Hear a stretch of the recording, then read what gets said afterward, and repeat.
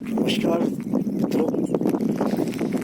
मैं इस समय अपने गांव की सीमा में रहते हुए कुछ जो खेत हैं हमारे, मैं इस वक्त वहाँ खड़ा हूँ और आज कुछ ऐसी चीज़ें मैं आपके सामने प्रस्तुत कर रहा हूँ जो एक मार्मिक है, मर्मस करते हैं हृदय को। मैंने अपने जीवन में कभी ये नहीं सोचा होगा कि जिन खेतों में हम गेहूँ, चावल या अनाज जो भी है वो उगाते थे, आज उसकी दुर्दशा इस तरह की होगी। और ये हमारे देखते देखते हमारा बचपन यहाँ बीता, जवानी बीती, अब बुढ़ापे की ओर हम अग्रसर हैं और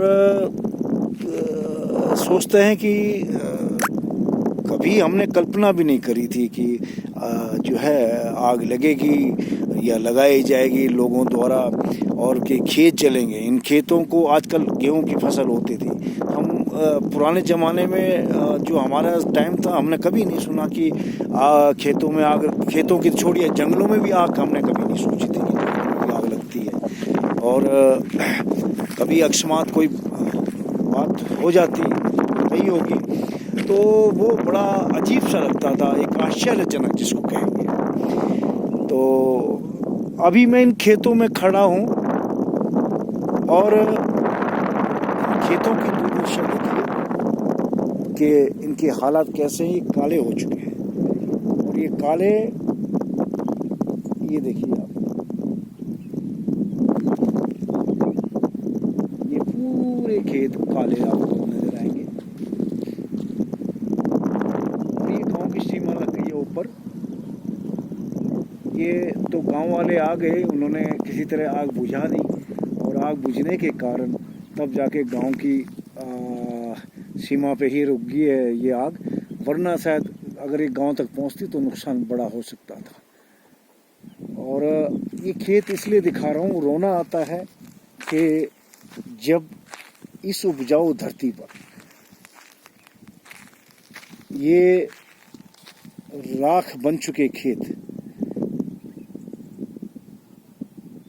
जो है हमारे पेट पालते थे, और जब इस किसी ऐसी चीज़ को जो आपको पालती पोसती हो और वो राख बन जाए, और राख भी कब बनती है कोई चीज़, जब उसका अंतिम क्षण होता, अंतिम सीमा होती है, जब वो समाप्ति की ओर होता है। तो ये समाप्ति की ओर है इस देवभूमि का। ये शायद अंतिम पड़ाव जो है अब चल रहा है। ये इस तरह की जो खेतियां होती थी शायद भविष्य में आपको देखने को भी नहीं मिलेंगी। और मेरे जो ये नेता लोग कहें या जो लोग बड़े समाज सेवी दिल्ली और देहरादून वगैरह में बैठ के बहुत बड़ा ज्ञान बांटते हैं कि हाँ पलायन रोकिए, पलायन रोकेंगे, ये करेंगे, वो करेंगे, मैं उनको एक बात कहना चाह रहा हूँ कि एक तो फ्री की राशन आप बंद कराइए, और दूसरी बात कि जिस पीढ़ी के ऊपर आप निर्भर रह के ये बातें कर रहे हैं, उस पीढ़ी का ये हाल है यहाँ पर कि वो ना तो जो है काम करने को राजी। अब जिस पीढ़ी को आप ये बताइए हल चलाना नहीं आएगा और आपका कुदाल चलाना नहीं आएगा, दराती चलानी नहीं आएगी, उस पीढ़ी से क्या उम्मीद करेंगे आप? वो पीढ़ी यहाँ रहेगी और रहेगी तो करेगी क्या? यहाँ कोई किसी जो है वो अपने मस्त है, मस्त इसलिए कि सबका खर्चा चल रहा है, पेट सबका भर रहा है। जब आदमी भूखा होता है तो वो 100 बातें सोचता है और भूख के कारण ही वो काम करता है, काम अन्य के साथ जुड़ाव रखता है।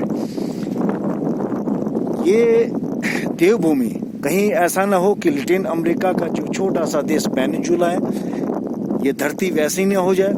और अगर इसी तरह राशन फ्री चलता रहा तो आज ये इन खेतों की जो दुर्दशा है वो उत्तराखंड में दिखाई दे रही है, कल को अन्य प्रदेशों में भी नजर आएगी, और तब ये नेता शायद नहीं होंगे और ये लोग भी नहीं होंगे।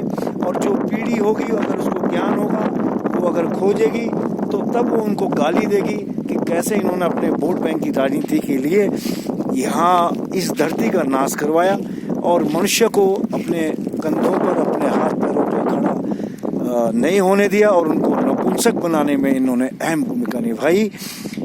तो मैं उन लोगों से जो इस धरती से प्यार करते हैं, मैं उनसे आज भी कहता हूँ कि आप देखिए, पिकनिक के तौर पे तो आप आ सकते हैं, लेकिन जो अभी जो लोग हैं, जो महिलाएं कर सकती थी, जो करने वाली थी, वो तो सब देहरादून और दिल्ली वगैरह बस गई हैं। आप उनसे कहिए कि आप चलिए गाँव। आदमी तो आना चाहता है यहाँ, उसको प्यार है, प्रेम है, लेकिन औरत नहीं आना चाहती। औरत बिल्कुल नहीं आना चाहती है यहाँ, और ये दुर्भाग्य है। तो जरा मेरी बातों को विचार करिएगा, मनन करिएगा, चिंतन करिएगा और सोचिएगा कि इस धरती का क्या होगा, इस देवभूमि का जहाँ हमने जन्म लिया, जहाँ हम बड़े हुए, हमने मान सम्मान कमाया और बहुत कुछ इस धरती ने हमें दिया, पाला पोसा, इस हमारी भूख मिठाई। तो इसके लिए जरूर अवश्य आप चिंतन करें। अन्य शब्दों के साथ, जय भोलेनाथ, जय शंभू।